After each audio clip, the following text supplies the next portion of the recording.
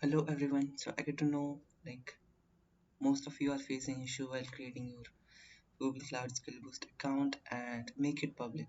So let me show you the easiest steps which you can follow and create a public profile. So first click on the join link. Now click on sign in with Google. If you fill this form, then it will take a lot of time to verify your details, and so just click with sign in with Google. Now select your account.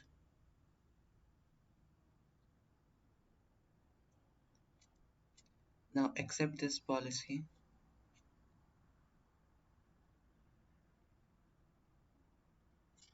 Yeah, now you have created your account.